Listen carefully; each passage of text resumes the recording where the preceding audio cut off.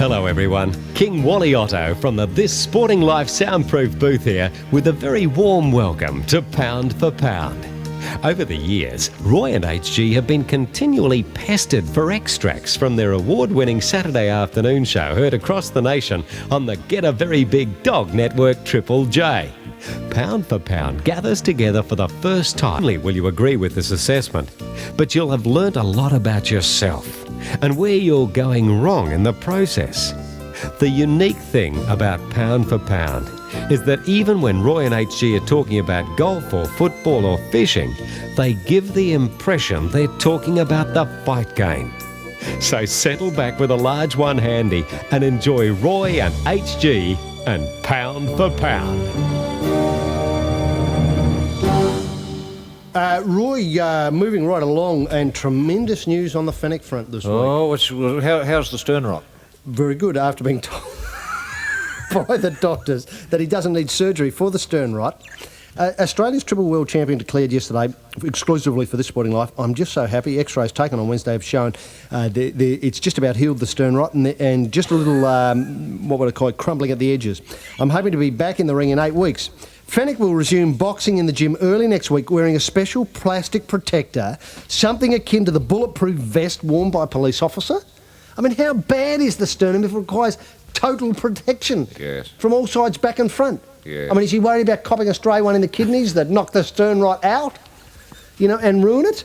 And the other thing is, how dare, and I will name this journalist's name, I don't like to bring people in it, Terry Smith, a journalist in the Telly Mirror in Sydney, with boxing desperately needing a catalyst to prompt the revival of interest?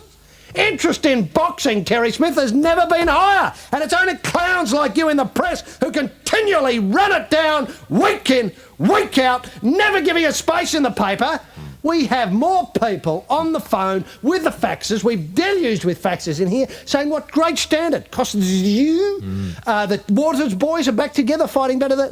Assess is even thinking of coming out of retirement to pull on the gloves. We've got Ozzy O'Boozner up on the Gold Coast talking boxing better than ever. His son's Kitty might come out. Memorial Drive the other week. The fight in the dressing room with the Adelaide Assassin leading the way. People taking it out of the ring, back into the public where it belongs, because not enough claret was coming out of the ring and splashing the finery in the first 10 rows.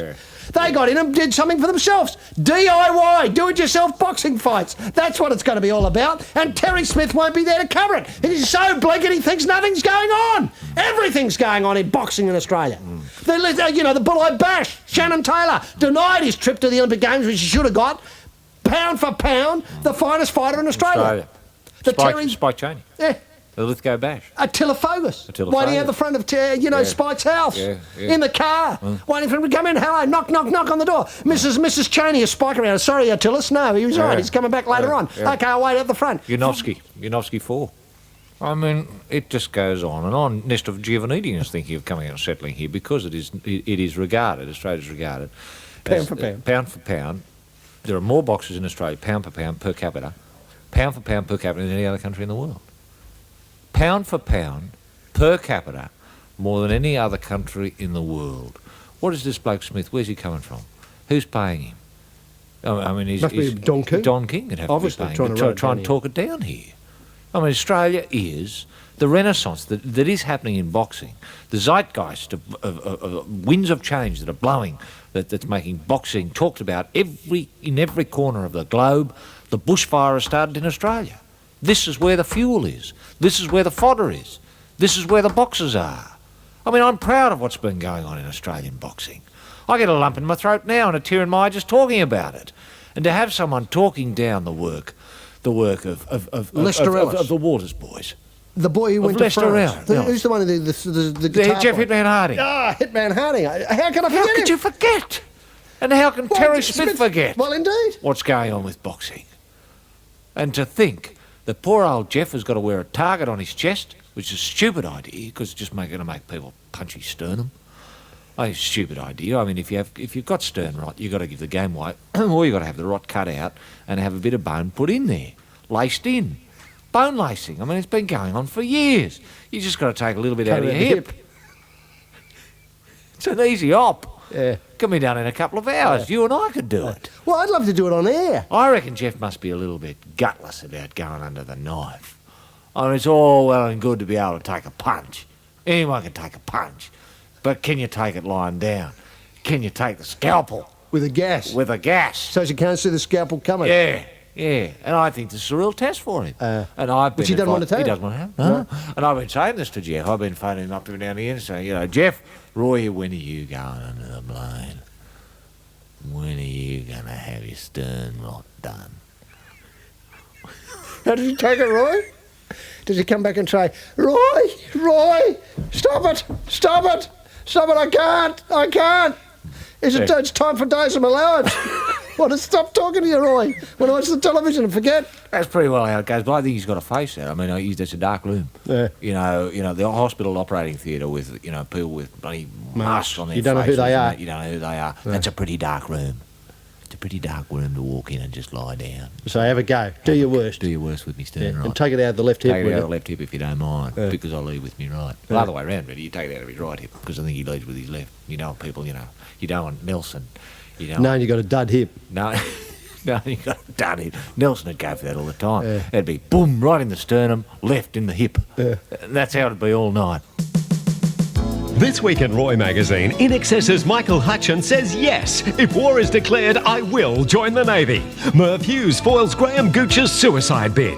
Channel 7 Sports World's Bruce McAvaney finally denies he ever robbed the Glenelg branch of the Commonwealth Bank in March 1989. Rebecca Elmagloglu puts on 7.5 kilos for charity. In our do-it-yourself section, Ann Sanders strips and repaints her front door. In our News Around the World section, Jennifer Kite declares Saddam Hussein to be a very cheeky chappie. And baby John Burgess tells his story exclusively after bagging the world's first two-headed snapper. All this and more in Roy magazine. Out now with young Wagga plumber Scott Sheether, the son Ernie Sigley never knew he had, on the front cover.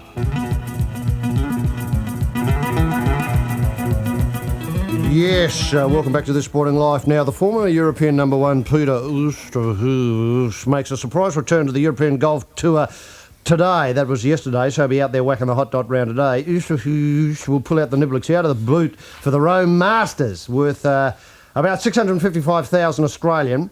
And this is the first event that Peter Oosterhuis has contested since the English Open in 1984. Intent on proving that the competitive instinct still burns inside him. Roy, the missing Oosterhuis years, what do you know about him? Look, I think world golf is, like most sports, crying out for characters. And I think Peter Oosterhuis, people have fond memories, I certainly do, of Peter. He was a very highly competitive player, but a charming person at the same time. Off the green in the 19th, always a very, very charming, well-behaved, well-mannered figure. But out on the green, he was a bit of a tearaway. He was always, assaulting other players' caddies, kicking over the clubs, bending other people's clubs. A bit of a practical joker. Which I think upset a lot of the more traditional. I know Jack Nicklaus refused to play with Peter Oosterhuis on more than one occasion. I know Arnie's Army one year attacked Peter Oosterhuis after Peter, I think might have been on the 16th at Pebble Beach, when Arnie was striding up to have a putt. I think Peter went up behind him and pantsed him as he was addressing the ball, which didn't go over terribly well with Arnie's Army. They ran onto the green, attacking Peter. Peter ran away, ran up a tree. There were people chopping the tree, trying to pull the tree down to get at Peter. This was back in 1982.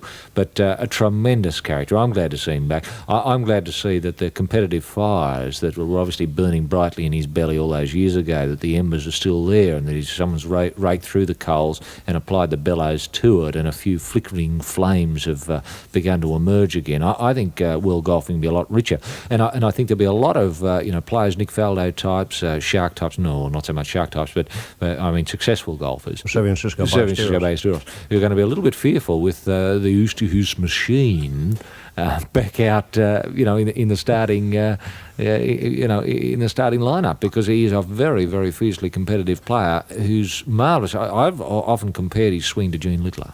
Have you? It's that good. It's that good. Well, I take your point indeed about how competitive he is. I haven't seen anybody more competitive than Peter Oosterhuis.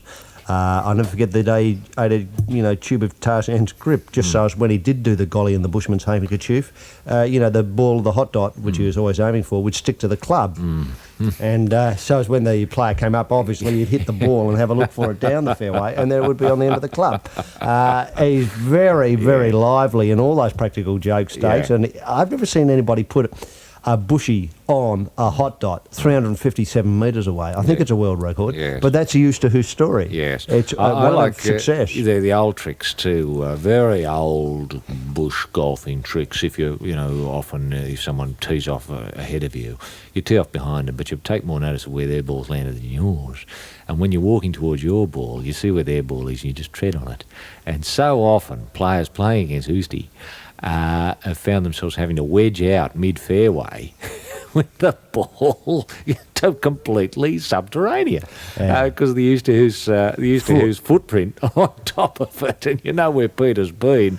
It's so funny to watch. And I think those sort of skills, those sort of tricks, I think are valid. They were valid in 1982, 83, 84. There's no reason why they're not valid in 1983. I'll tell you this about Oosterhuis, the old coughing when the bloke holds the club official holds up the quiet please sign. Yeah. Obviously, a lot of lesser players like Shark and so on fall for this every time. But I have never seen a player pull out of a swing when Oost's gone the cough. Yes. Do you know what I mean? Obviously, if you time it dead right, you've got to have the player committed to the swing before you cough. Of course. So as you pull the head at the same time as buggering up the swing, but not too early, because they can easily stop and walk away and hit you or something like that, or point to the club official, just point to him. Yeah. It's hard to do that. Yeah. Or you go over and strike a match with somebody in the crowd and light their cigarette for him. Old skills like that, just enough, because it's dead silence. The sound of a redhead on the side of a box of matches is enough to pull a lot of players who can't concentrate like Shark. Yeah. I remember in 79, Oosty winked at me when Shark was addressing the pill, and he was just about to, set fire to the course. And Oosty looked at me and said, "What's this, Ron?" And Shark was well into the swing, and he said, "Hey, Greg," just like that. "Hey, Greg." And of course, boom, came off the side of the shaft and, was in a car park somewhere. And Oosty just turned around, winked at me and said, "You've done it again." And those sorts of things. And I think skills. I think he got the Shark 6 or 7 times that afternoon. I remember once Sharky was, going for a putt. It was only about a 2-footer. And he just into the swing of the putt, Oosty looked at me again and went... just like that. And Shark, of course, hit it and went right off the green, back into the sand. And very, very funny. Again, an old skill. You wouldn't think it would work, but it's still, it did then and it will now. Well, it is a modern game after all, and I think these old skills, I never forget the time he used to love to tee off first when playing with the Shark, because he used to snap one off, adjust the underpants, let it roll down. It'd only be hot dot size, right where the Shark wanted to tee off, of course. And so the Shark would be leaning over, putting his foot in it. Yeah, that's right. Then for the rest of the afternoon, he'd be scraping the carpet They'd be off calling the him boots. Smelly. That's right. Because once you got the Shark off his game early, it was very difficult to get him back on. It was very, very funny. Right. Shark didn't like being called stinky or smelly or any of those things. When Oosty was around, everybody stunk except him. Yes, I am the former world #1 tennis player, Ivan Lendl. And often Tony Roach, he has laughed about Neil Fraser, about his tennis ideas and things. He is for making the jokes about him, I think. Yes, actually, now I think about it, I have only to say phrase for Tony to be in the cracking up. Phrase. Yes. Phrase. I'm seeing Tony laughing. Tatum O'Neill, HG, Judy Morris, Prince Philip, Roy and Alberto Rossi have one thing in common. They just love killing wild pigs with guns. Why not join the Royal Australian Trouser Club and have a whale of a time and the giggle of a lifetime every second Sunday of the year? Phone Roy and HG for details. The Trouser Club, for those who like to squeal like a piggy when they make a piggy squeal. Roy, one thing that's worrying me is the current campaign by the New South Wales Rugby League. I don't think I'm breaking a story here at all, that over the last few years or so, The league has had tremendous success using an old clapped-out tune by Tina Turner called Simply the Best at, roping in. I think I might have started up with What You See Is What You Get, or it might be What You Get Is What You See. But anyway, Tina Turner at the head of some lively singing with lots of footage of great players. Erotic singing, right? Erotic, yes. Raunchy. Yes. Raunchy, yes. Raunchy. Bawdy, grandmother with soul, record in the pants caper, that sort of singing. And I think I would go on to say that this has been attractively cut with images of young, fit, very, very fit Australians out and about with the tux on or the footy jumper on, escorting Tina, encouraging Tina to go in hard early, encouraging Tina to work the blind side, encouraging Tina to have a night out with, say, 5 Tigers who refused to spit. Sorry, Roy, I didn't mean to golly on you then. It was just a matter of speaking. Now, of course, we come to 1993, and the whole league image has been tousled somewhat. It's looking a bit tawdry. I didn't mind it the first 4 years, seeing Tina with a sheet attractively and provocatively draped. Well, Judy Morris style. Judy Morris style, while big men from all clubs came in and peeled her grapes and wore the nappies in a very attractive manner and wrapped the flute in a bit of fig leaf and so on. And, of course, there was those searing scenes of Tina taking them individually and satisfying even their wildest needs, which, after all, is exactly what league does. But now, of course, unfortunately, we get a rather sorry, sort of fag-in, burnt-out version of it, with Jimmy Barnes trying to hold the tune, Tina chiming in from the back line, and a lot of shots of old players. There was obviously a couple of shots of McKivitt from the 1810 Kangaroo Tour of Britain.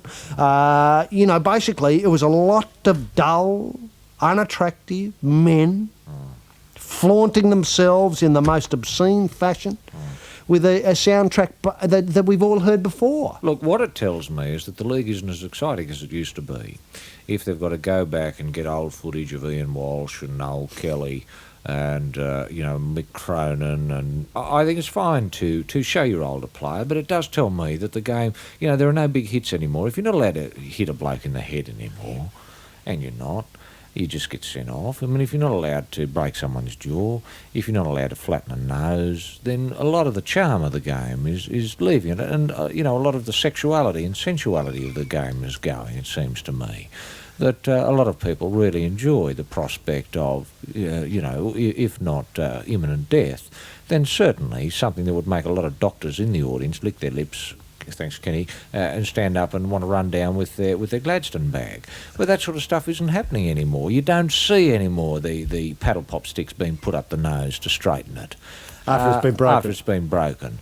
2 or 3 times, in the one half. It was tremendous to see a bloke go out there, have his nose smashed in, say, the opening tackle, come off, paddle pop sticks, thanks very much, good on you kiddies, up the nose, do it himself, and just pull the sticks out, run back on, to be hit again, around the nose. Because, if ever I saw a player with a bloody nose, that's what I'd want to hit. If ever I saw a bloke with a tooth loose, that's what I'd want to hit. If ever I saw a bloke with a cork thigh, I'd kick him in the thigh. If I ever saw a bloke with a dicky groin, I'd pull it, thanks very much, Martin Bella style.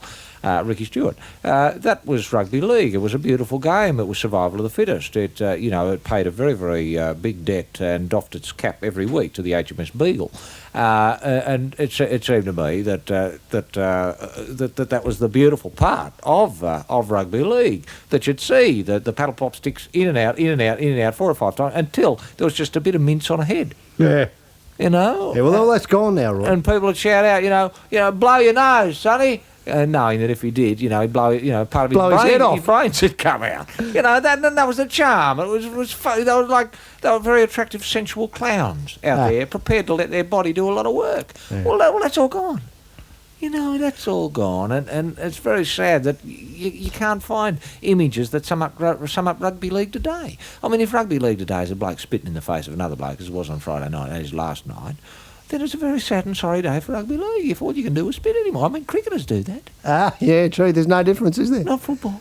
And football, you don't let your spittle do what your finger or your fist or your knee or your elbow or your hip or your tool can do. That's true. You don't know that. Yeah. But, surely if they're going to show moments, great highlights, Kevin Tamati and Dishia Dowling, Lang Park, Australia v New Zealand in the cage bout, that still lingers in the memory as one of the finest moments in rugby league history. Of course. Surely there should be some of that. And don't tell me that in 1993, Phillip Street have forgotten Sir Leslie Boyd.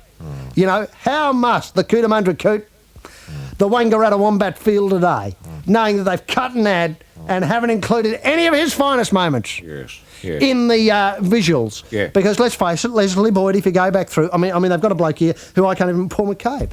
Now it's Paul nearly... McCabe, yeah. Yeah, 1981, 1982 was the last time he played. Can anybody listening to this program today tell me, in all honesty, apart from having seen the ad, do they remember who Paul McCabe was? He's back with your McKibbits. Yeah. 1810 Kangaroos. No one can remember him. How people are able to resurrect for their newspaper articles in this very week a comparison between McKibbit And Stewart. and Ricky Stewart, the Canberra 5'8", with the well-publicised... halfback, with a well-publicised groin problem. How do they know? They've had a fiddle with McKibbit in the grave and said, by gee, he's got a rugby league groin if ever I felt one. And they've had a fiddle with Ricky Stewart and compared the texture and the looseness of the muscle on the bone. Sorry, I'm drifting from the point. Paleontologist by Gestalt could dig up old McKibbit, who was buried, in about 1920. Dig him up and have a look at the bones and divine by Gestalt what the groin was like. And I think that's what they've done for Ian Hedges' column. They went out there, dug him up, had a look, and put him beside Ricky Stewart and said, gee, there's a lot of similarities between the two blokes. Both had 2 legs. Both had a broken nose. Both had a bit of mince. Yeah. With nostrils. Now, obviously, Leslie Boyd... Paddle pop sticks. You open up, that was the thing we opened up McKibbit's box. Full of paddle pop sticks. Yeah, well, it would be. But of course, he had once he broke his flute, and they just put a paddle pop stick up. Yeah, that's fix right. that up. Yeah, he laughed like buggery. Well, getting back to my theme, though. If we're going to interest kiddies in the code at a fundamental level, obviously kiddies pre-puberty, who don't have a lot of idea about the Tina Turner story, the Tina Turner mystique, the Tina Turner... Yes, indeed. They think Paul McCabe before they think of Tina Turner. They think Leslie Boyd, they think Dishia Dowling, they think Kevin Tamati. Grumpy Hambley. Because they can recognise that from their own activities in their own schoolyards. Oh, that's right. Look, I think the rugby league's pulled the wrong rein. I think that what they've got to do, if they are going to get, commercials in the future that do reflect the present, then they're going to have to turn 180 degrees and say, all right, any tackle between the neck and the groin is illegal. We want the heads hit, the tool hit, and the tool hit. And if that was the case, you'd get some tremendous commercials out of that. You would. And don't tell me that you wouldn't have kiddies queuing up to join the greatest game of all then. Yeah. They would. Yeah. I say this, Roy. They used to say they can't run without their legs. Yeah. They can't run without their tool. You work hard, you live hard, you play hard, and you end up starving within minutes of eating breakfast. What do? You open the glove box and pull out a totally Ian Roberts bar. The chocolate treat that's the ideal gap filler for a back filler from Roy and HG. Now available in extra hard. You're bleeding? Don't worry, Roy and HG are Asia's leading cut specialists, and they're in your corner on Pound for Pound.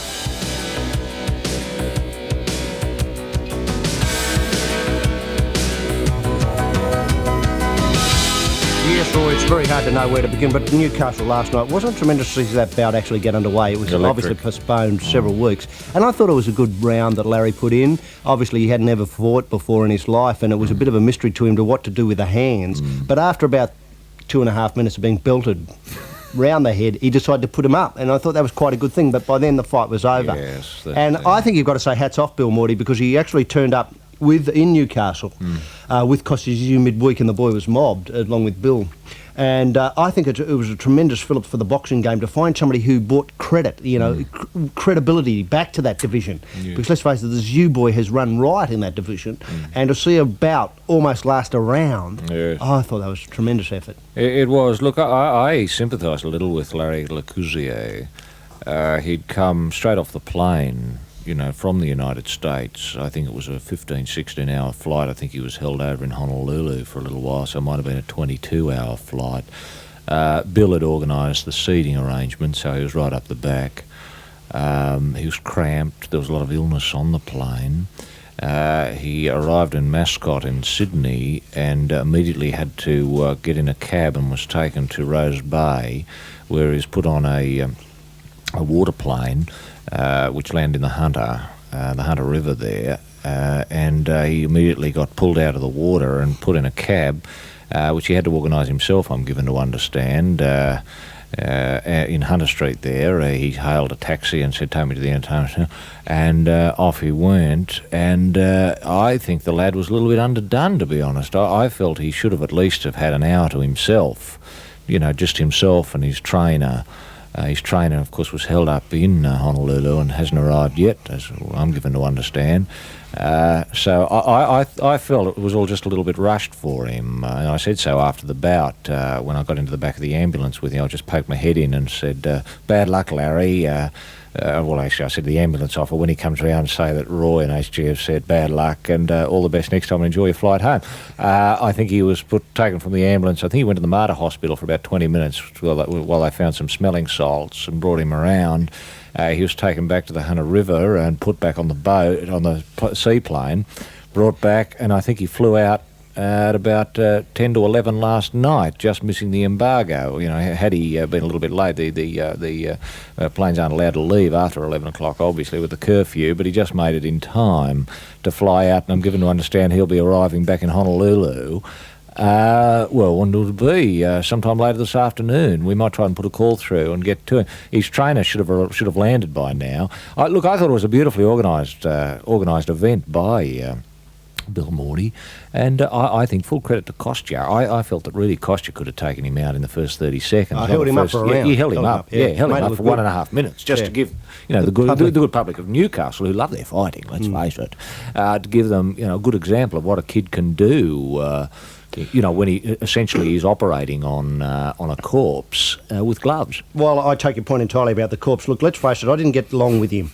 But in the back of the cab, between the time he landed in the Hunter and the seaplane and getting over to the entertainment centre, I'd diagnosed at least dysentery, dengue fever, the pneumonia, malaria and typhoid, and with his media commitments... And an unwillingness to fight.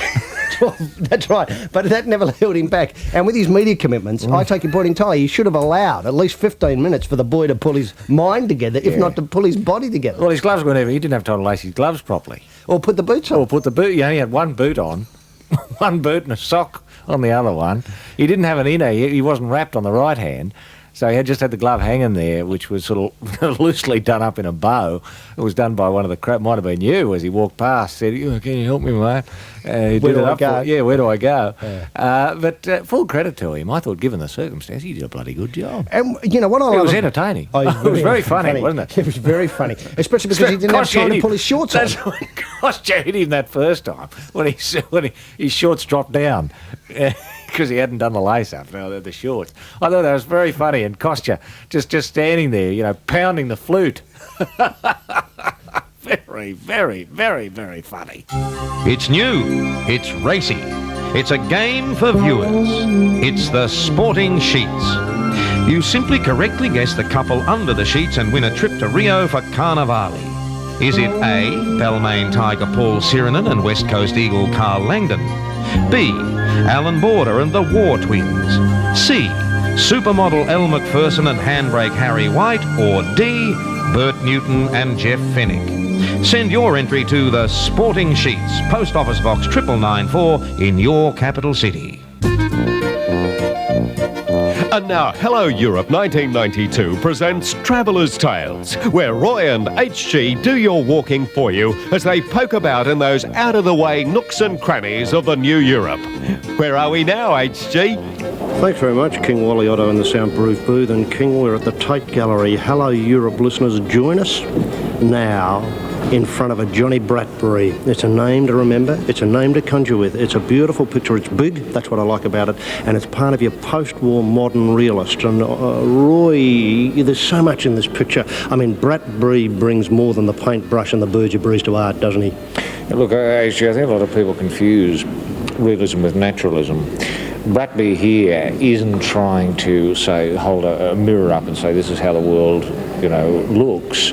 he's with realism. He's trying to show how the world really is.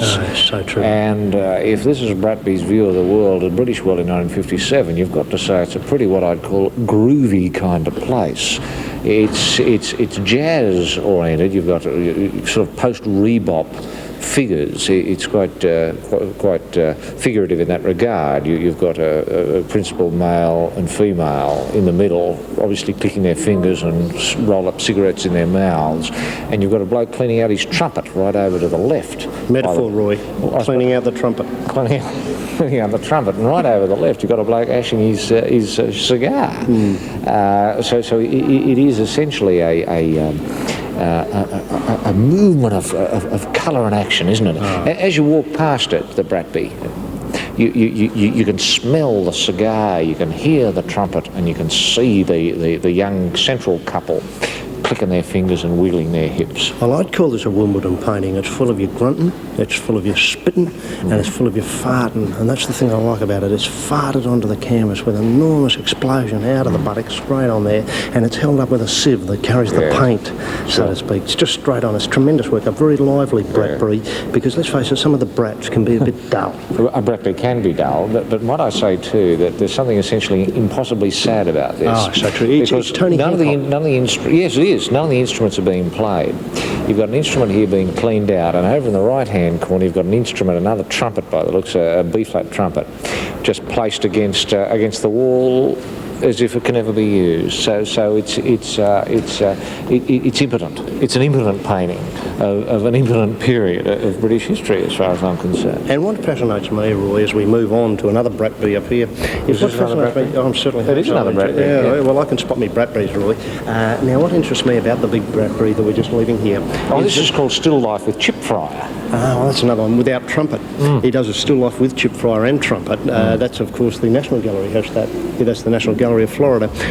Now, what I like about these paintings too is that they're beautiful rugby league paintings, and I say that in all the fullness that I mean of use of the rugby league. That Winfield, the sponsors, of course, of the rugby league, would be thrilled to bits with this painting. Everyone's smoking, and there are lots of butts about. Everybody's on the job smoking, and nobody looks healthy, I might add. In this other Bratby, I should say, Still Life with Chip Fryer, what I find interesting about it is that there's no chip fryer there, but it is in fact a still life. You've got your cornflakes, you've got your different condiments, say Worcestershire sauce and perhaps a potential bit of a tomato sauce. You've got a dog over there in the back corner that looks pretty sick, and you've got Van Gogh's chair, his yellow chair. So it's a bit of a homage. He's doffing his cap. He's saying, Van, I've seen some of your gear. What relevance you have to Britain in 1957? Well, butties really, bugger all. Still, I'm prepared to acknowledge you. And on the table is all sorts of... there's no humans here. There's no life. There's just what humans might do. They come to a society, they trash it, then they move on. Oh, that's so true. Let's move on to this beautiful Koenig behind you, Roy. It's tremendous Koenig. There's a bit of sculpture here. I don't know whether the camera... Is this called the Two Fat Blokes? The Two Fat Blokes minding the machines. And what's terrific about this is no matter where you are in here, it's like Lang Park. The buttocks have followed you around the room. And isn't it tremendous to recognise these two end-on? It's Frankie Howard and Benny Hill. Two blokes who aren't with us any longer, but they're remembered here in the tape in Two Fat Blokes Minding a Machine by Gisha Koenig. It's a tremendous work of art. And if I had my pick, how you always go into a gallery and you'd like to knock something off, I'd love to knock off these Two Fat Blokes. I think it'd improve the place and certainly be a terrific adornment to my little South Coast nook done screaming at the ref. I tell you what, the Two Fat Blokes do look silly, don't they? I mean, just for listeners, they sit in the middle of the, this is room 23, the post-war British realism. And I suppose they'd be about 2 metres tall and about 2 metres wide each. Yes, that's been very generous, Roy. Have you got an astigmatism? They are a couple of very, very plump sort of blokes. And here you've got, there is you've got the food on the table in your Bratby, and here with the Koenig, you've got the consumed food. You've got what happens. Right. If you do get the Kellogg's cornflakes down there with your Worcestershire sauce and your sacks of salt and your Coleman's, you can end up with a couple of fat blokes. Let's go up the end here and have a look at this tram in bas relief. Oh, this is nice. This is beautiful relief. This dates back to a time when Big Ray Mason It's called the Barcelona Tram. He went down there for a shufti at the Olympic Games site. I used in 53. 53, yes. It's a tremendous bit of work. Well, he's done it in Axminster. That's what I find attractive about it. There's something incredibly personal about Mason. That he's prepared to let it out, let it cure, and then do something with it. And fashion it into objects. I should point out that the iconography of this one isn't hard to follow. It's a Barcelona tram, circa 1951, caught here in a piece of work, probably about 2.5 metres long by 1 metre high, with at least 1, 2, 3, 4, or 15 figures waiting at the tram stop for the Axminster tram to pull by. It's a tremendous joined. picture. They're all joined. All the figures are joined somehow. It's as if Mason is suggesting he's almost done the impossibility. He's almost laid 13 people and a tram in one hit. Oh, it'd be a tremendous feat, Roy. And I think that what this is Ray Mason's way of saying we're all joined together, because let's face it, we can all have an attempt at the flag of Pakistan. That's very true. And if we were to sum up, say, British post-war British realism, you'd have to say it goes in one end and it comes out the other. Fellow Asians, do you like playing cards? How about dealing with a deck of Roys? Pack 1 features 20th century Asian leaders from Mao Zedong to Michael Duffy. Pack 2 features footballers' cars. For instance, the Ace of Clubs comes complete with John Worsfold's Zephyr 6 on the picture side. Pack 3 features Australian Tonight Show hosts from Dave Allen to Don Lane. And Pack 4 is the boat engine deck featuring donks from the Mercury Twin to the evergreen Evinrude. That's 4 decks for all seasons from Roy, the Canasta King. Roy, a story that has applications to all football codes, bobbed up this week at the Bulldogs lair, the Canterbury Bankstown Football Club. Now, the Canterbury Bankstown Football Club is a tremendous rugby league club. They want to change their name. One night, the Bullfrog, much in the manner of Aussie Joe Boozner, wondering what he could do next. The Bullfrog, Peter Moore, i.e. the manager, general secretary, lead prop for many years, former great player, and still, I think, a person who has something to offer the game in the playing department. Obviously got an enormous amount to offer the game in the administrative department. But And in the trouser department. Obviously in the trouser department, we're talking league. The Canterbury Bankstown Bulldogs have a proposal before the New South Wales Rugby League to change their name from the Canterbury Bankstown Bulldogs to the Sydney Bulldogs. Now, this disappoints me, Roy. I think there's nothing wrong with the Canterbury Bankstown area of Sydney. I think there's absolutely nothing wrong with the Canterbury Bankstown Rugby League Football Club. I don't think there's anything wrong with the players that they produced, and let's face it, the alumni of the Canterbury Bankstown Bulldogs Club are fantastic. A very, very well-credentialed outfit over the years. Let's face it, in the 80s, in the 70s, they were called the Entertainers. In the 80s, they turned the entertainment into a flag-winning potential, and this year they're travelling very, very sweetly. Now, and let's not forget that the Prime Minister comes from the Canterbury Bankstown area. And obviously I think the Premier of New South Wales is indeed on record as being a Canterbury Bankstown Bulldogs supporter. Now, what I'm worried about, Roy, is whether the Canterbury Bankstown football team, by changing their name to the Sydney Bulldogs, believe that they're the team with the most legitimate claim to the Sydney area in the rugby league competition. And we apply this to, say, Melbourne, where it would have demonstrations in the street, it would have people resigning, jumping out of windows from the Rialto, if, say, the Collingwood Football Club decided to call themselves the Melbourne Magpies. You know, it just doesn't ring true. Or in South Australia, the Adelaide Sturts, or the Adelaide Two Blues, or the Adelaide Bay Tigers, you know, should you run around a few of the suburbs there. In Perth, you know, the Perth East Fremantlers. The Perth Subiecos. Yes, on and on it goes. This disappoints me. I mean, what worries me is it fair then to have the Sydney Sea Eagles, the Sydney Bears, the Sydney Roosters, the Sydney Sharks, the Sydney Rabbitohs, the Sydney Dragons, the Sydney Eels, and on and on it goes for the other teams here. I mean, he's opened a can of worms here. And let's hope, obviously this name change does have to go before Arco and Quayle, and obviously a fax has gone through the cat flap into the room that Arco lives in the hair and pants on the ottoman there, saying, you know, from Peter Moore, you know, can we please change our name from the Canterbury Bankstown Bulldogs to the Sydney Bulldogs? Arco, P.S. You remember once you allowed us to change, this is Arco, you know, you're allowed to change this name from the Canterbury Bankstown Berries to the Canterbury Bankstown Bulldogs. I mean, what was wrong with the Berries? Berries was a tremendous name. Before for the Berries, they were football known as the Dates, the Canterbury team. Bankstown Dates. Yeah, the dancing dates. Before that, they were known as the Canterbury Bankstown Carpet Tiles. Before that, they were known as the Canterbury Bankstown Stanleys. Stanleys, yeah. Before that, The steamers. that was before the Stanleys. Hence the term the Stanley Steamers, Yeah. because that's the way they played. The Nudes, originally. The Canterbury Nudes. Bankstown Nudes. Before that, they were known as the Newts. Yes. The Canterbury Bankstown Before Newts. that, they were the Flutes. The Flutes. Yeah. And before that, they were the Canterbury Bankstown Leave It Alone Tuggers. Contradiction in terms, but that's what the sort of club they were there. That's right. That's right. And that's all in the past 3 years. Yeah, but it has the one thing in common, Canterbury Bankstown. You know. That's the common thread through all of this. Roy, it is a sad day when the league, would. Well, you can't tolerate leave your roots, and I do use that term advisedly. The Canterbury Bankstown team has usually come out of Canterbury Bankstown. The Canterbury Bankstown club is in the Canterbury Bankstown area. Belmore Sports Ground is in the Canterbury Bankstown area. Most of the players live around and about and in the Canterbury Bankstown area. Peter Moore was a newsagent in the Canterbury Bankstown area. And I think, Peter Moore should know better than to turn his back and lay Axminster all over his area. That's what he's doing. He's saying, I'm ashamed of being associated with the Canterbury Bankstown area. I'm ashamed of Belmore. I'm ashamed of Canterbury. I'm ashamed of Bankstown. I'm ashamed of all the players that have come out of the area.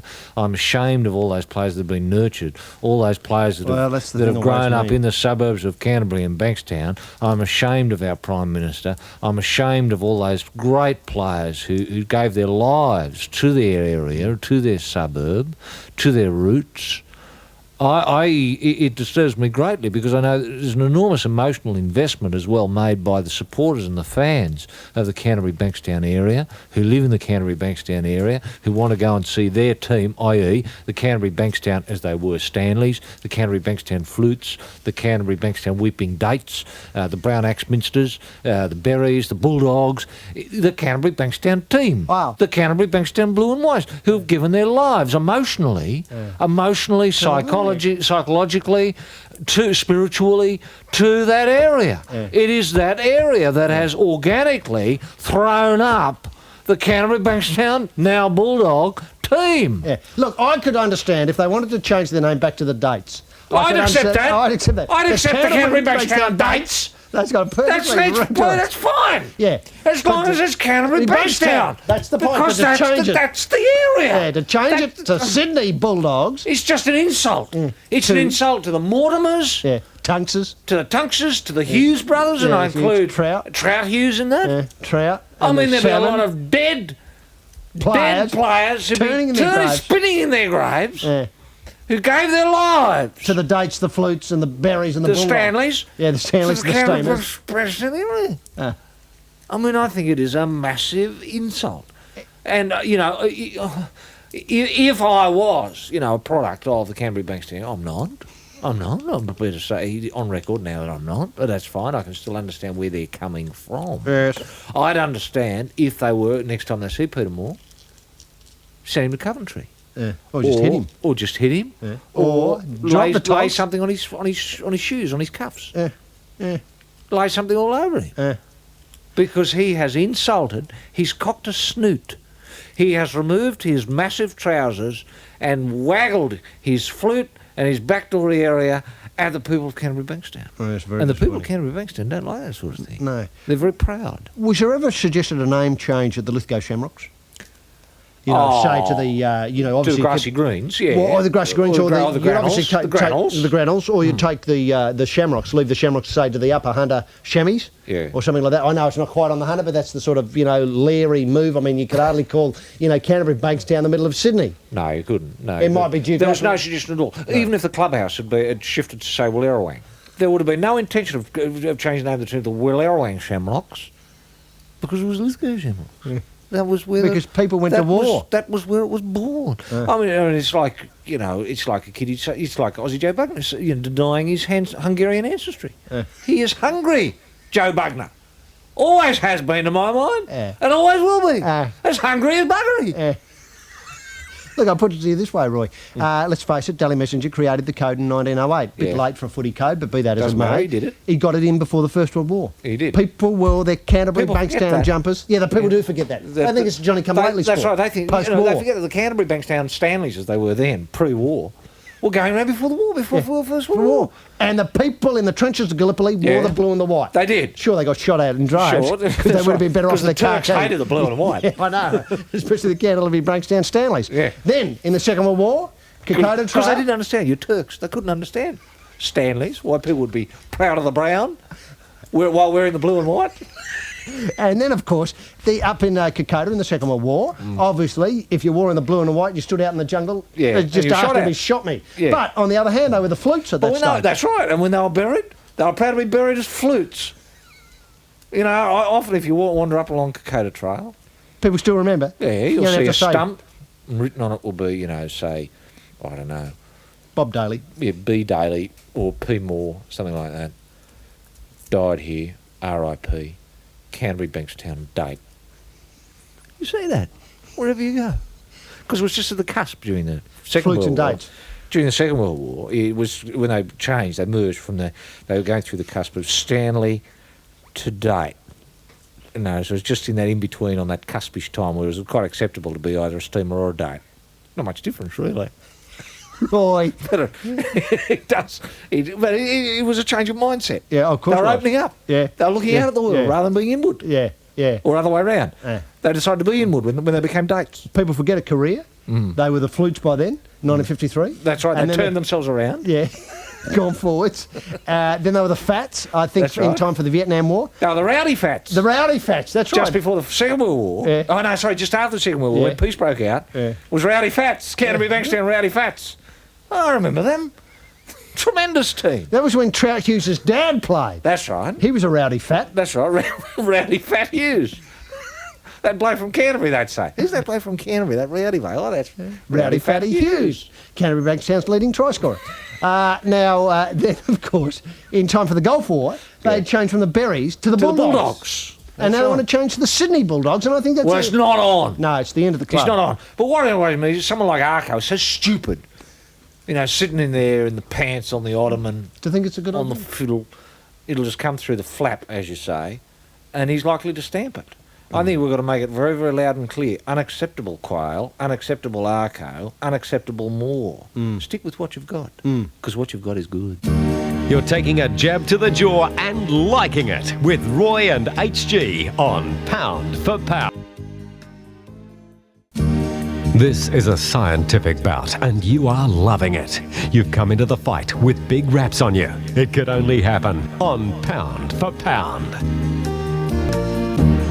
Roy, before getting into the show, all eyes are on Randwick this afternoon, and in a few moments' time we've got the running of the 1993 AJC Oaks.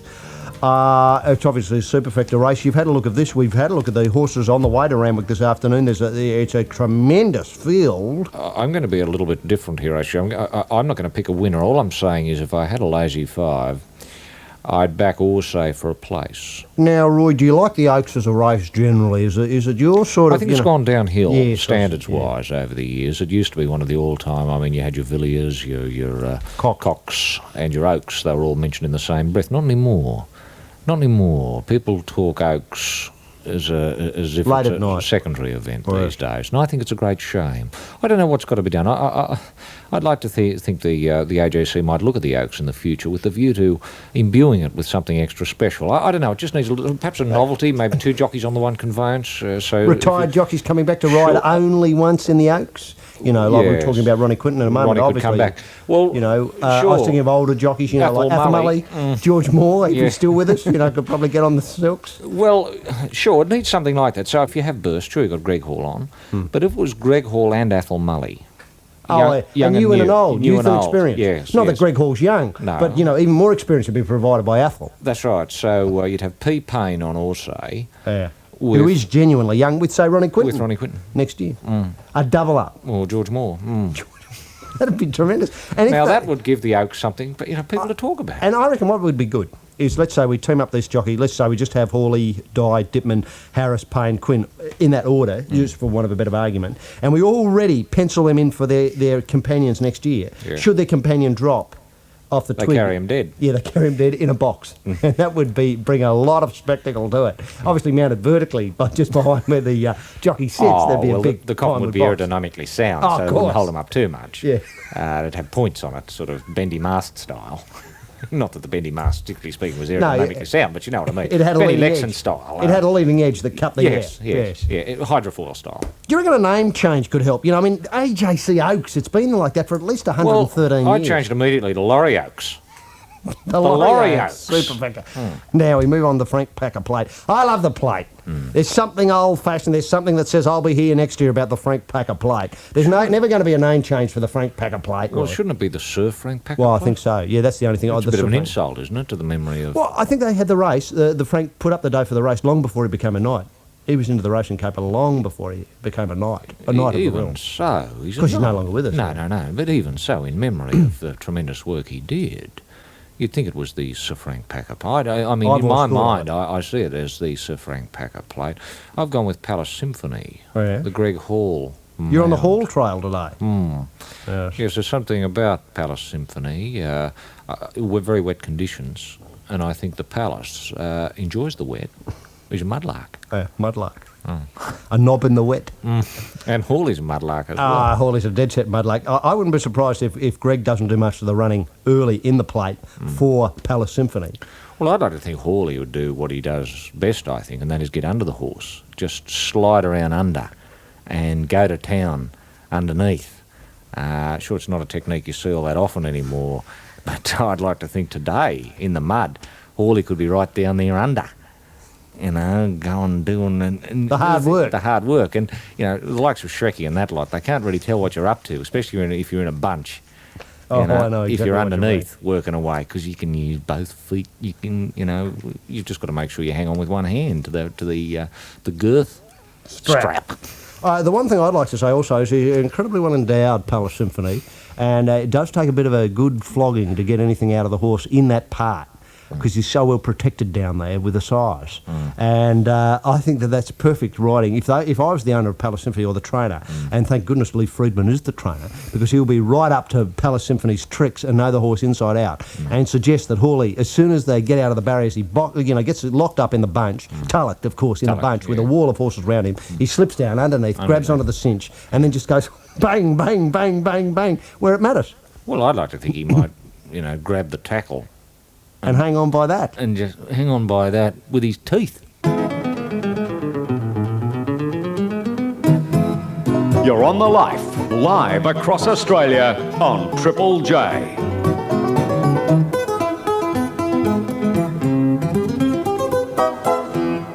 Roy, of course, tonight, around about 5 o'clock Eastern Standard Time, a little man will throw a leg over a horse for the final time and belt it in anger as Ronnie Quinton saddles up his last ride.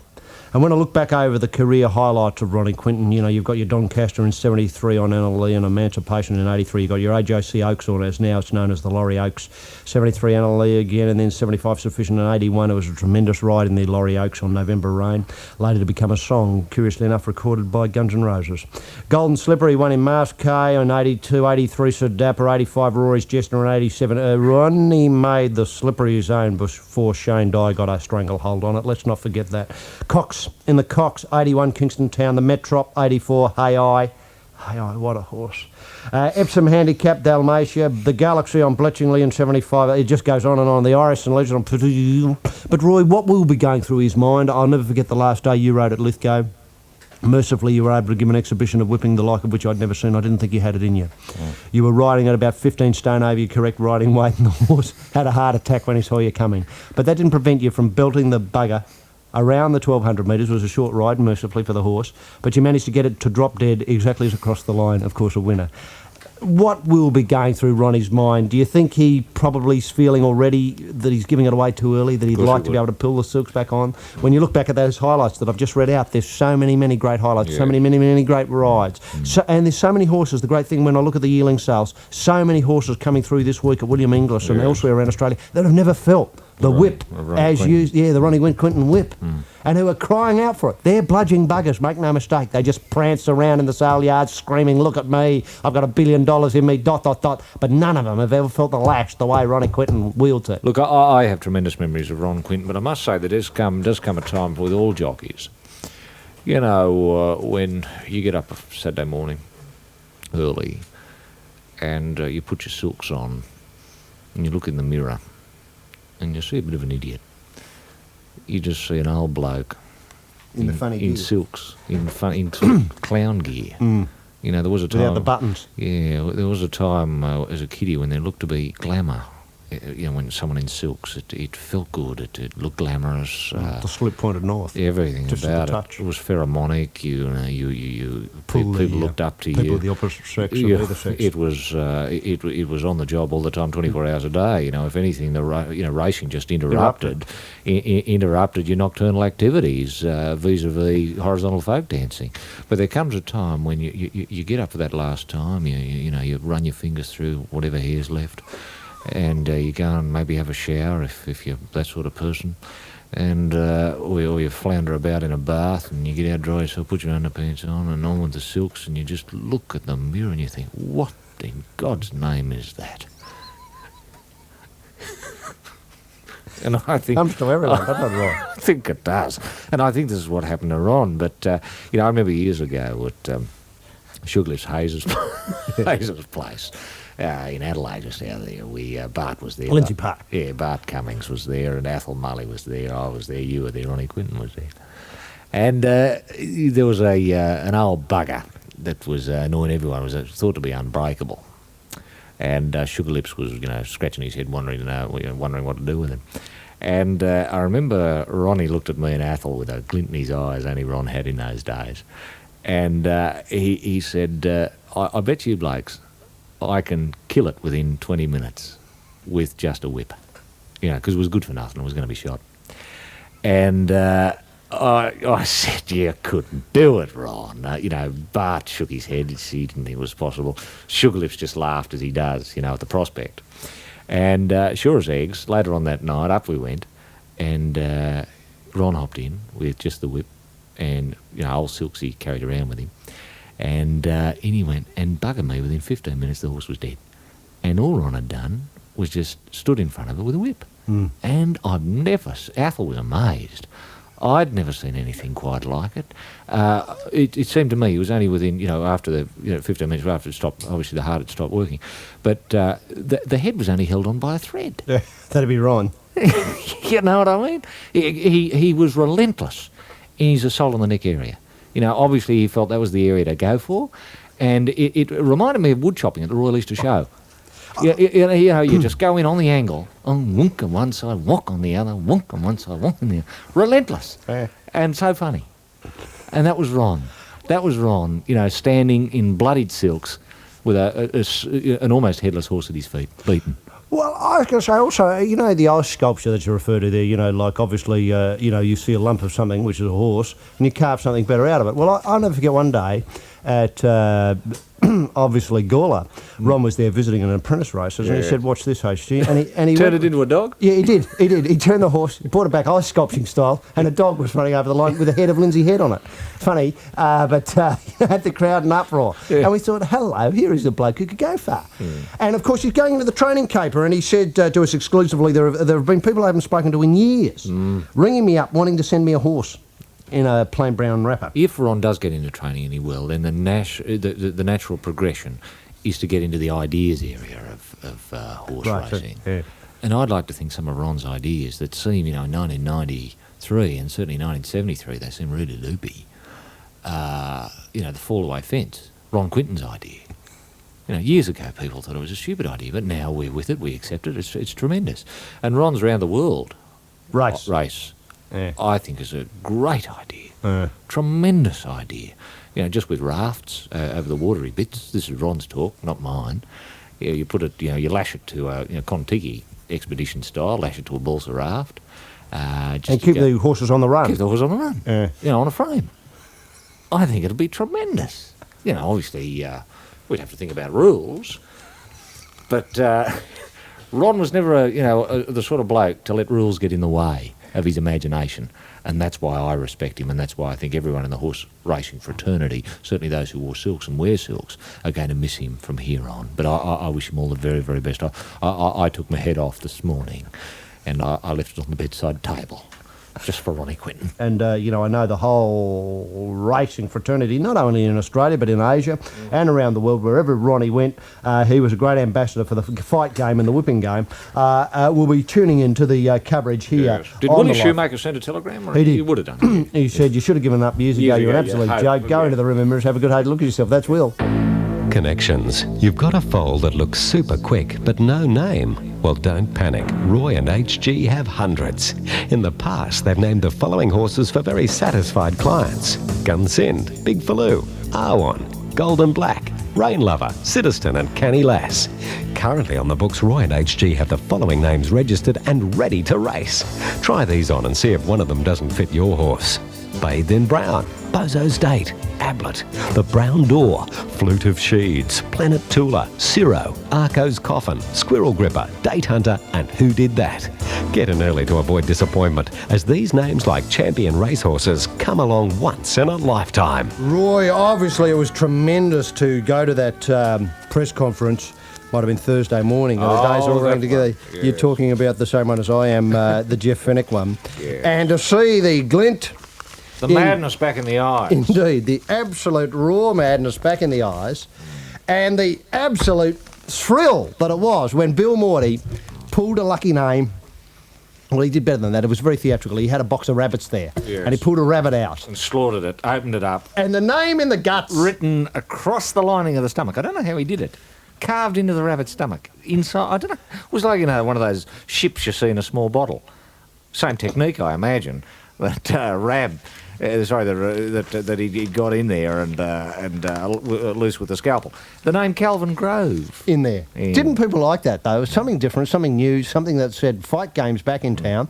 And we had a look at Jeff. He's looking very fit, very, very finely fit, finely tuned. And as you say, the madness is back. And this Calvin Grove has got a tremendous record. I think it's 102-1, isn't it? I think so. 102 knockout to 1 loss. And that was a loss which people said he was was a off home down. colour. Indeed, he was off colour, and people said it was a home down decision when he lost to Nestor Giovannini. Yes. But the thing that has disappointed me, and I think this is attempting to take the gloss off what is a tremendous bout, and I think it's set down for June the 7th, is that the Jeff Fennick's opponent, Calvin Grove, has been described as a showboat. A showboat. Could you help the listeners out with a bit of a description of showboatism and who, in popular imagination, obviously Aussie Joe Boosner was a showboat, but who else around the place has been considered a showboat? Well, I think Calvin is a bit of a showboat. I remember one bout. I think he was up. Against what was his name? Diego Monzon, related to Carlos, obviously.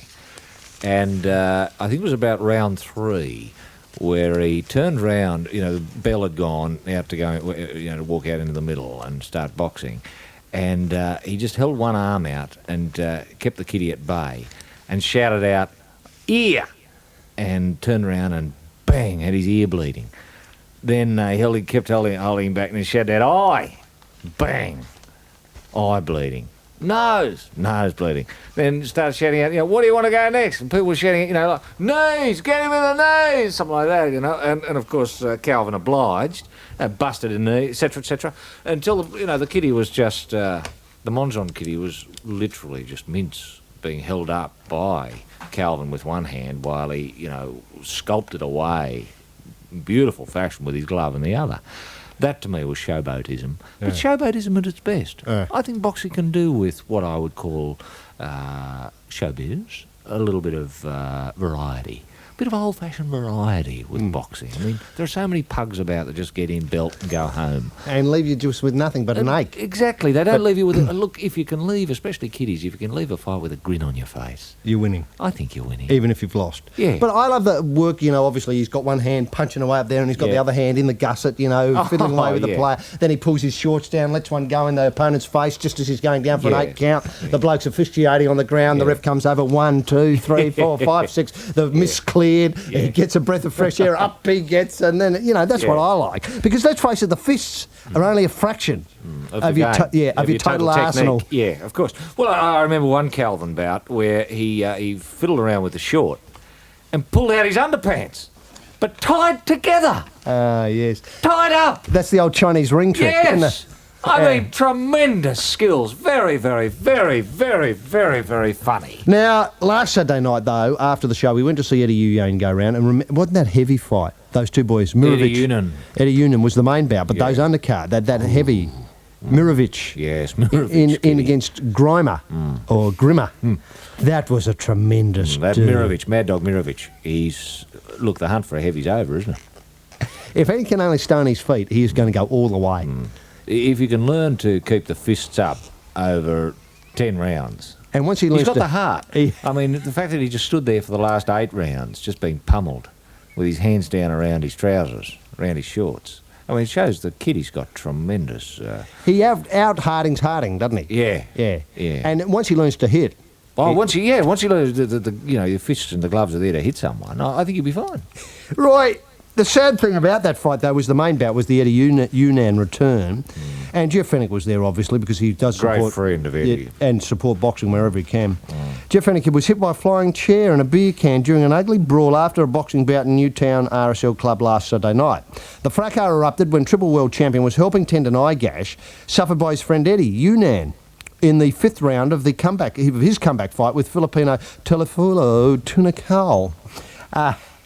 I had no idea that Jeff could wield the needle as attractively and as convincingly as he did. He is a cut specialist. Yeah, that's his future, obviously. If they can get accreditation. See, unfortunately, they do demand that you Go to doctor become a school. doctor. Yeah. Go to doctor school. Go to hospital. Yeah. Become an intern. 6 years on study. Yeah. Physics, chemistry, all those sort of things, biology. Exactly. So, but I think Jeff's got the skill already. I mean, I think we should be able to waive, a degree. Why not an honorary degree? I reckon the Sydney University... Well, the Newcastle University, I think, is the most progressive when it comes to medicine. Yeah, and especially prevention, preventive medicine. Yes, medicine. The Newcastle is the definitive World leader. Yeah, the world leader. Asian leader. Yeah, Asian leader. Well, I think the Newcastle University medical faculty could confer an honorary degree on Jeff Fennick so that the bloke could take in the needle and thread to, the next Eddie Unan clash, surely. Fennick was holding the cut together with a towel as the judges added up the points to determine the winner after an accidental head clash caused the bout to stop. I thought that was the best punch of the fight. Yeah. That when the heads clashed. Things erupted when Unan was announced the winner, and Fennick said the next thing, obviously a lot of disgruntled punters, next thing I knew, a beer can and a glass of drink went flying past my head. Then I got hit in a glancing blow of the can. Luckily I wasn't a full one.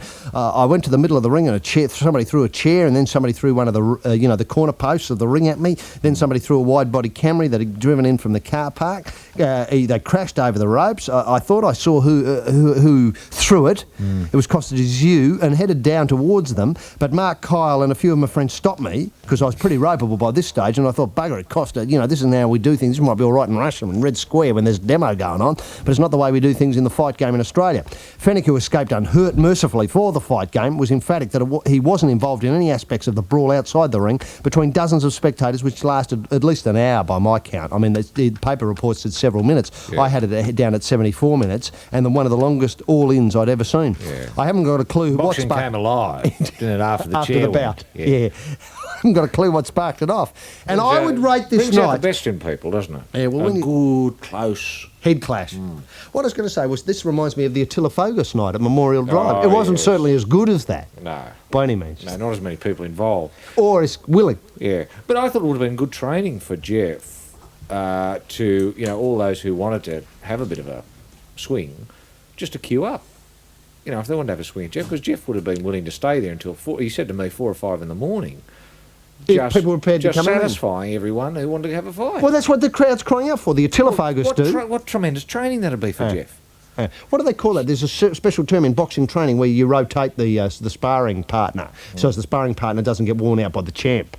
Oh, so the champ doesn't get to know the sparring partner so well. Well, so much the sparring partners often have trouble keeping up with the champ. Yeah, because the champ's often better than the sparring partner. Yeah, well, we saw that in the exhibition. I thought it was very one-sided. Yeah. Should have had Kostya Tszyu in there, with him. Never mind the weight difference. There seemed to be a substantial weight difference between Jeff Fennick and the sparring partner in the bout the other night. Oh, in the bout the other night. Exhibition bout. Well, I thought they should have been able to find someone a bit more credentialed as a sparring partner for Jeff than, say, a 7-year-old.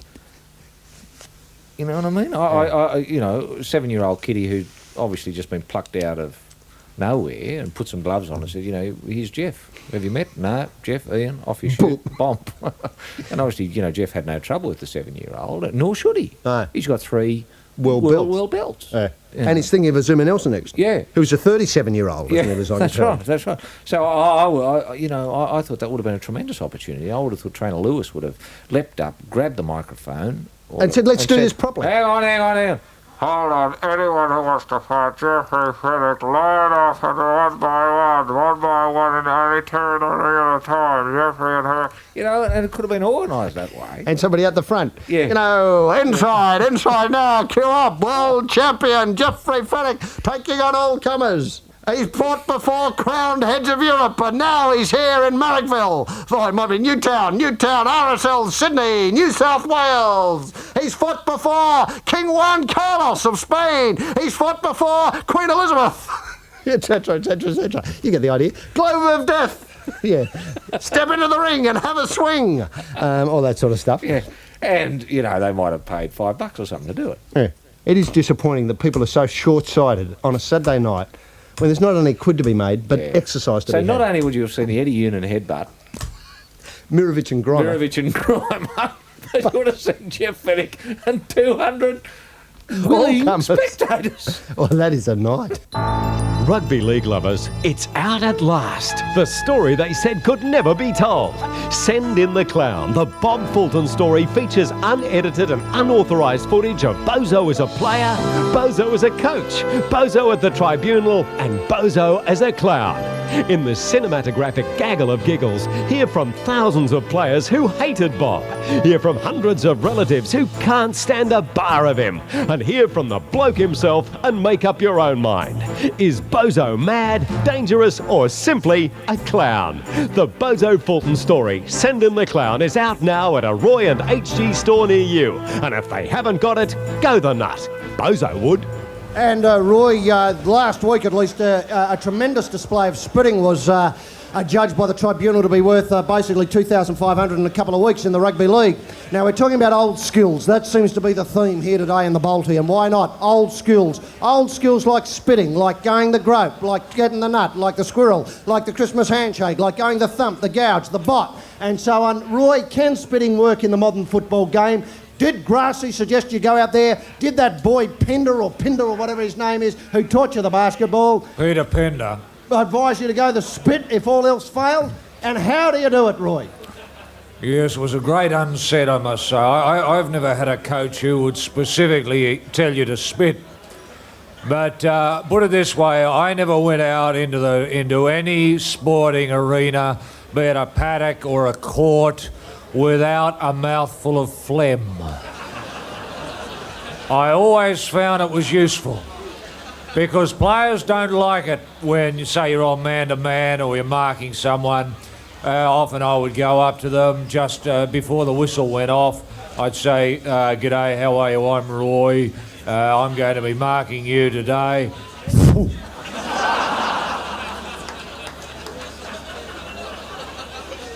Now,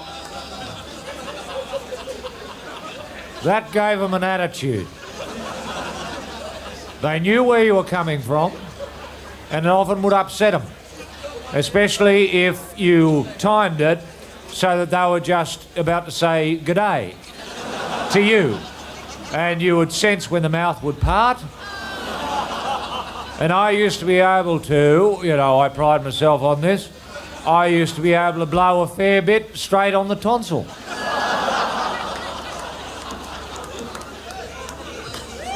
And that gave me a significant psychological advantage.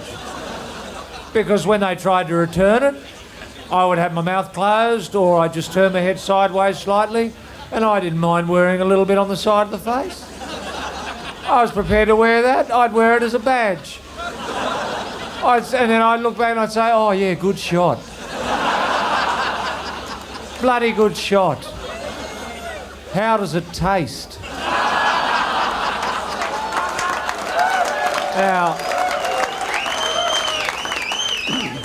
It's an old skill, and often players would go very quiet, or they'd squeal, or they'd dob you in. Umpire, referee, Roy spat in my mouth. Where's the evidence? I swallowed it. Get on with the game. You were ahead. And often if you ever tackle them later on, you might just drop a little bit on them. You say, I'll spat in your mouth, and I'm going to spit on the back of your head. You pull open their trousers, spit down there. It didn't worry me where I put it on people. Once you got that first one in, once you'd scored a goal, once you'd sunk a two-pointer, once you'd sent say an oyster south. That's what we call it. Did you oyster him south, Roy? Yeah, I did, Grassy. Yes, I did. Well done, son. Keep up the good work. Try and get him again. Because once you've done that half a dozen times, I mean, sure, they twig after a little while. But they never expected coming the second, third, fourth, or fifth time. That's what I found. You could tell how stupid a player was. Once you'd sunk 20 or 30 into them, you knew they were jokes. Well, Roy, I used to love it when you'd get a player down and obviously round the neck with a squirrel downstairs and the mouth would open, and I'd just come along and do a bushy straight out of the nose into the mouth. It was always very, very... That's what we call the psychological game. You don't see that much in football these days, not nearly enough. No, I used to say often, feign, I think I got something in my eye. And, opposition players would often be sympathetic with that. Yeah. Want a hand, Roy? They want a hand, Roy? Oh, yeah, if you wouldn't mind. Yeah, and they'd come up, friendly-like, and say, oh, yeah, I can think of what? And you got them again. And you say, I was only kidding. Yeah. And they go, huh? That's when you got your nose oyster fair in there. Right. So you get them, with a phlegm, with a bushy, and you didn't have anything in your eye anyway. So you got 3 up on them. Yes. So any youngsters listening to this show, wherever they may be, remember spitting is a very, very useful weapon in a footballer's armoury. The complete footballer can spit for mine. Yeah. Speaking of complete football, the final scores. The Big SK, 1918, North, 1911. The Footscray Bulldogs beat Melbourne by 8 points. At Victoria Park, Collingwood, 16-11. Geelong, 13-13.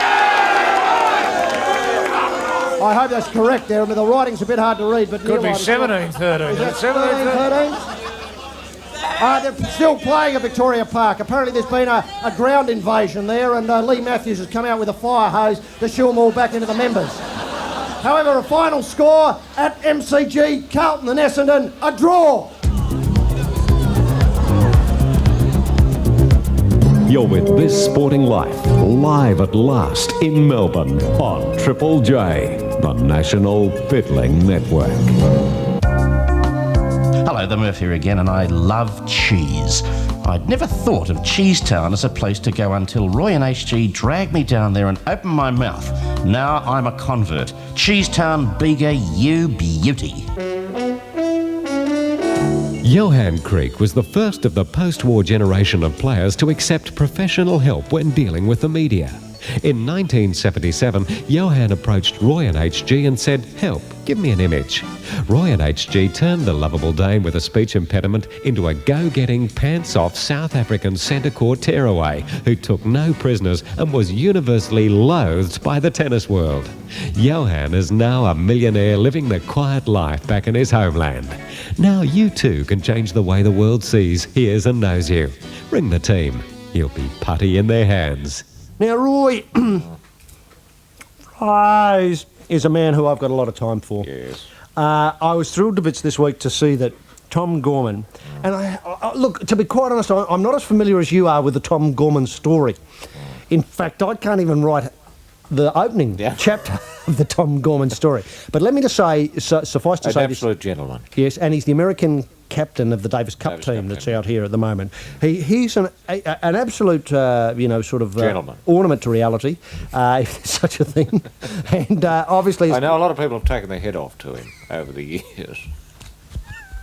Tom spoke to us at length for This Sporting Life, basically talking endlessly about Neil Fraser. He opened up by saying, "I have so much respect for Neil.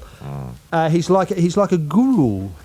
I looked at him blankly and said, "What, like Maharishi?" You mean like Muktananda or, who's the bloke who... Muktananda or Mahesh Yogi. Or the bloke the bloke, I've forgotten him, the orange people bloke.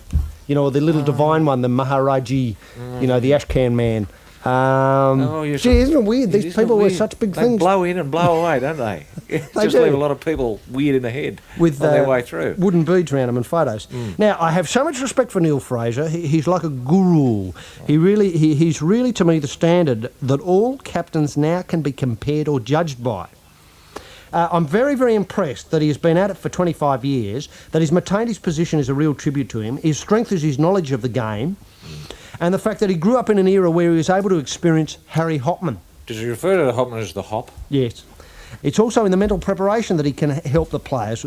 Sometimes it's a way of making practices go that the player doesn't peak on Wednesday. Gee, that's been Cashy's problem, hasn't it? Cashy has always had a problem peaking on Saturday. Yeah. I mean, he's fantastic on Wednesday, but often on Saturday he's flat as a pancake. Yes. But, right, coming back to the word guru and flies, I've never connected those two before, quite in the way that Tom Gorman has. Yeah. And he's certainly got me reassessing.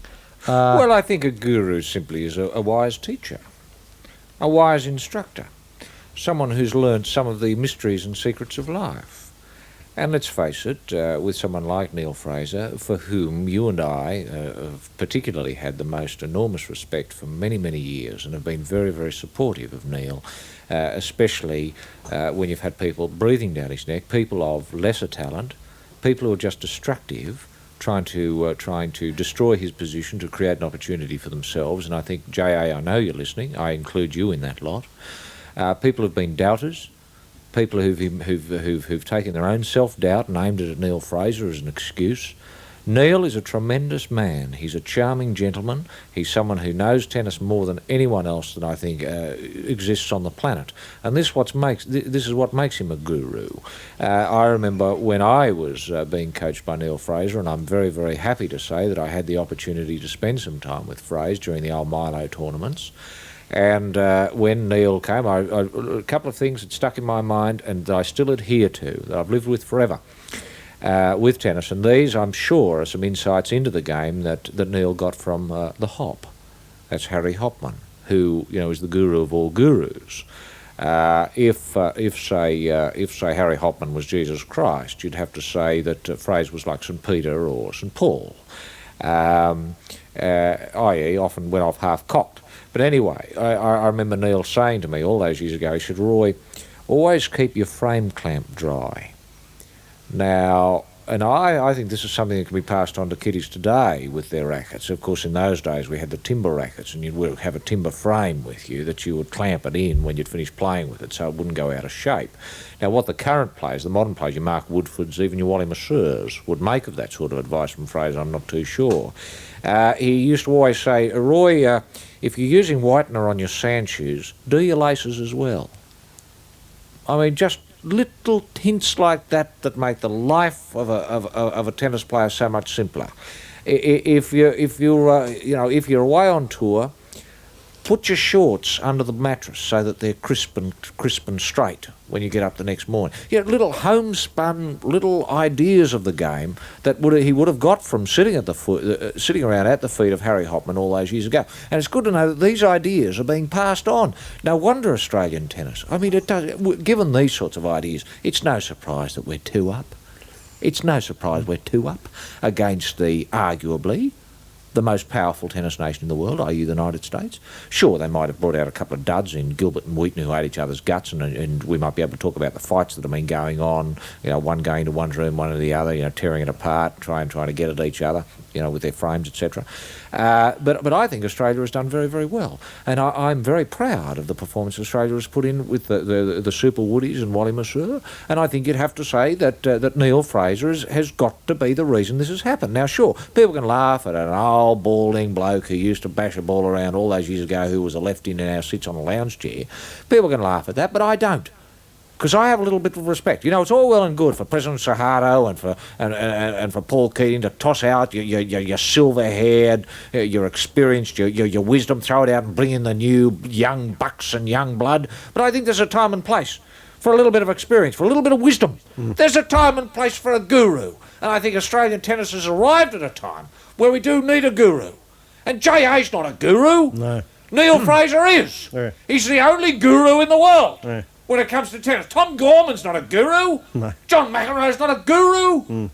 Fred Stolley's not a guru. No. Neil Fraser is the guru. And it's at Neil Fraser's feet that anyone interested in tennis should be bent over, bums in the air, kissing and sniffing his socks. So much has that man done for Australian tennis. And whatever he's done, all through there be people sniggering, pointing, doubters, hurtful people hurling abuse at a man who's worn the spit like a golden jacket that fits him oh so beautifully. I love Neil Fraser. And I won't have it be said that Neil Fraser has been in any way destructive towards Australian tennis. Neil Fraser is Australian tennis. It is an old, hobbling, former lefty, asleep, a snooze on an old sofa in the middle of a green sward being watched by very few. Well, Roy, apart from that, you know, a tremendous endorsement. I think you and me will both agree that he's far too old for the job and has been an absolute joke. And his training methods of getting kiddies to walk around lugging big crosses made out of wood up and down Flinders Street in Melbourne hasn't worked. His idea of sending Wally Masur for 40 nights into the Simpson Desert hasn't worked. His idea of nailing Mark Woodford to a cross for 3 days and 3 nights and setting him up on the south bank of the Yarra there, just near the MCG, hasn't worked. Trying to get Wally Masur to walk across the Yarra all the time, that hasn't worked. And I was going to say, the other thing is that I never forget this, and this was a very sobering lesson to me. I went to him as a young kiddie saying, Neil, you know, love your work, love your teaching. Love your gear. Yeah, love you, man. And I said, I'm still having trouble with my foot faulting on my second serve. And he said, he looked at me. He said, oh, ye of little faith? Yes, indeed. He said, oh, you have little faith. Herald angels sing. Now, what happened was that he said, go away for 3 days and come back. And so I went away for 3 days and came back and nothing had improved. And I said, why did you send me away for 3 days, Neil? And he said, well, I hadn't given up and corrected that fault in my own game. Yeah. And well, that's honesty, isn't it? It is honesty. You know, they reckon, and when I say they, I'm talking Cashy. Cashy reckons he saw Neil Fraser sitting on a pillow, you know, squat style. Yeah, yoga style. Lotus position. Yeah. But he was 3 feet above it. Oh, well, that'll be right, levitating. That's what he's doing in the chair most of the time. You don't realise he's not on it. No, he's about a millimetre above it, isn't he? Yeah, they can take the chair away and he can stay there. The other thing I was going to say was that, you know, I have seen Neil Fraser, this is for a fact, I have seen Neil Fraser, you know, assume the position, so to speak, you know, standing... Lotus slide or standing up? Slide, and put the hands in the air, the arms in the air, and then about another 20 other arms come out the back. And stuff like that. It's a tremendous trick. Seen that. And with the 3 faces up the front, I've seen that. you know, Vishnu, Krishna, That's and right. whatever the other one's called on the other side, his name I always forget. You know, I've seen that, and I thought, hello. I saw him close both his eyes once, and one in the middle of his head opened up. Oh, truly. Yeah. He's an amazing bloke. Yeah. Very, very funny bloke at the same time. Lively bloke. I saw him once at the fish markets. Oh, no, don't tell me. I've seen this too. You know, what I mean, you got a couple of loaves of bread, he was having people coming over, ended up about 500. He had one fish, one flatty, and a flathead. He had a couple of, I don't know what you mean, you might have a barramundi. And next thing you know, 100 people come, all the tennis players, you know. Yeah, they can nuke style. Lou Hode, yeah. Rosewood, big eaters. Yeah. Big men. Fit men still. Big fish eaters. Can't get enough fish. Yeah. I said, no, you know, you've only got 2 fishies. He said, don't worry, my boy. My boy. Yeah. Mark you, my boy. We're on easy street here, Roy. That's right. Next thing I walked out of the kitchen just for a tick, you know, I had to scratch myself. And came back in. There's Neil. And honestly, you know, there's Neil sitting, guru style, cross-legged, lotus, all the hands, funny eye, toga, light coming out of his ears. Sitting on a mound of must have been about 50,000 fish. Well, that's Neil. That's Neil. Let go back. It's comfy as buggery. It's comfy as. Let go back.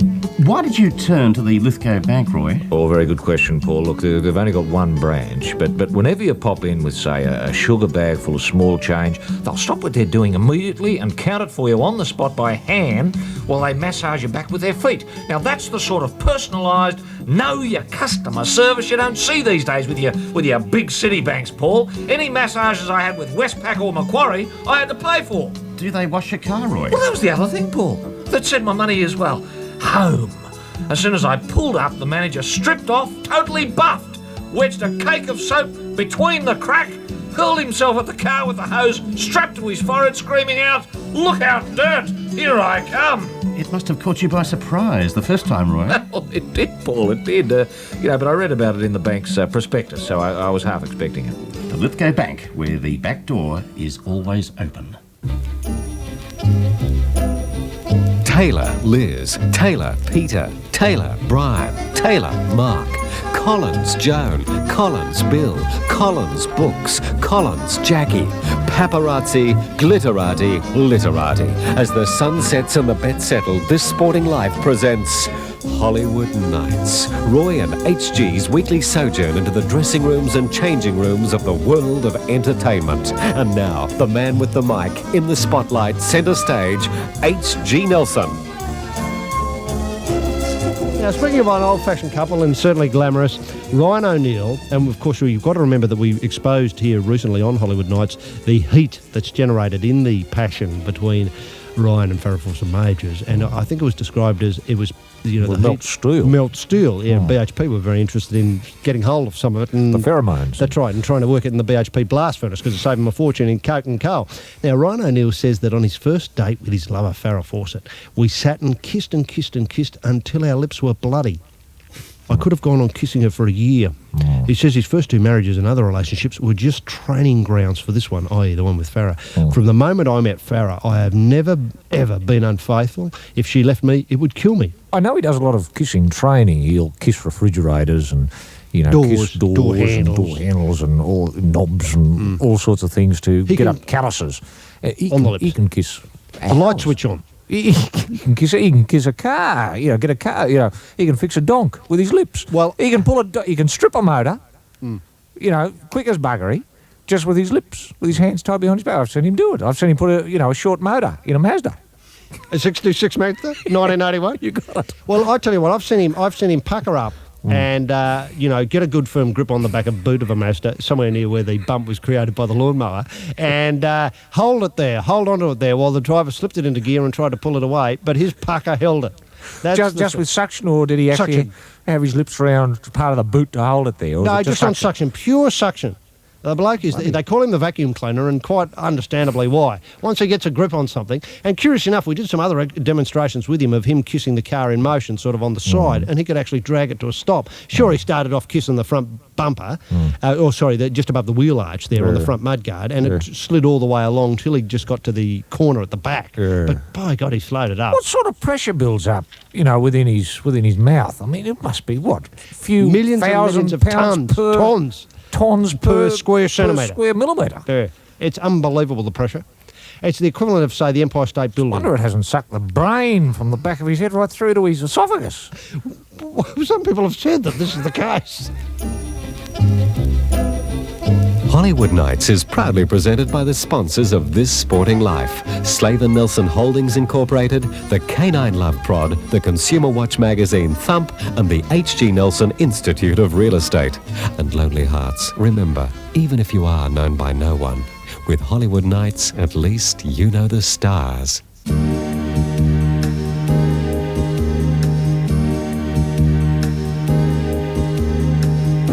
So there it is, fight lovers. Pound for pound.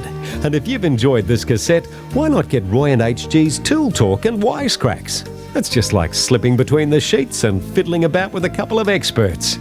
But look, I can see that you're pretty toey, so I'll get out of your way, leaving you with that old boxing maxim: if it's not in the head, you better stay in bed. Bye now.